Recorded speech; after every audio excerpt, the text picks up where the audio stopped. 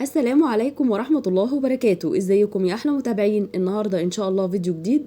هنعمل مع بعض البيتزا بطريقة جديدة كده زي الرول، شبه السينابون شوية، بطريقة كده سهلة وبسيطة. هنشوفها مع بعض في الفيديو. يا ريت ما تنسونيش في اللايك والشير، واللي لسه ما اشتركش في القناة يا ريت يشترك ويفعل زر الجرس. اول حاجه كده انا معايا كوبايه ميه دافيه، هحط عليها معلقه كبيره من الخميره ومعلقه صغيره من السكر. هقلبهم طبعا كويس جدا لحد ما يدوبوا مع بعض، وهسيبهم بقى يختمروا.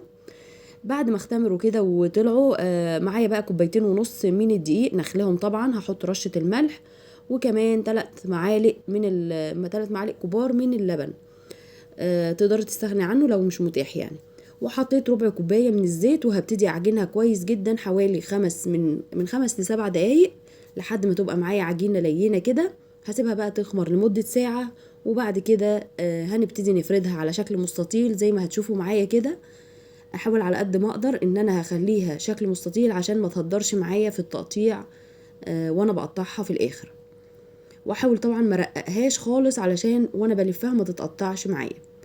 هحط كده ادهن اي صلصه، لو عندك صلصه اللي هي الجاهزه بتاعه البيتزا. انا دهنت كاتشب وحطيت رشه زعتر، وبعدين حطيت الجبنه الموتزاريلا.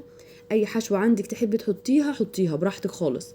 انا حطيت الجبنه كده، وهحط كمان فلفل الوان احمر واخضر واصفر، وطبعا عايزه تحطي زيتون براحتك برضو ممكن. هزود الجبنه بقى كده، وحطيت كمان رومي مدخن في الاخر. وهنبتدي نلفها رول كده ببساطه كده وبالراحه. وهبتدي في الاخر بقى اقطعها على شكل زي السينابون كده زي ما هتشوفوا معايا، بس هقفل طبعا اخر طرف دوت كويس جدا. وهسيبها تخمر بعد ما اقطعها واحطها في الصينيه حوالي 10 دقايق. صينيه كده تكون مدهونه بالزيت، هسيبها تخمر لمده 10 دقايق، وبعدين ادخلها على فرن سخن درجه حراره 200. هتاخد 20 دقيقه بالظبط. شايفين شكلها حلو ازاي؟ وطبعا هتعجب الاولاد، وزي ما قلت لكم دي الحل السحري بجد لللانش بوكس.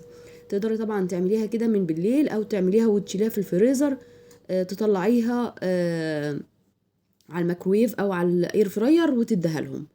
سهله جدا وما خدتش اي وقت. وعايزه اقول لكم العجينه هشه جدا وطريه زي ما هتشوفوا كده ومستويه. عايزه طبعا تولعي الشوايه تديها لون تاني زي ما انا عملت كده براحتك، مش عايزه اللون دوت براحتك برضو. سهله زي ما قلت لكم، تقدروا تعملوها. بصوا هشه وجميله. وطبعا نقدر نغير في الحشوات براحتكم خالص. حطوا الحشوات اللي تعجبكم.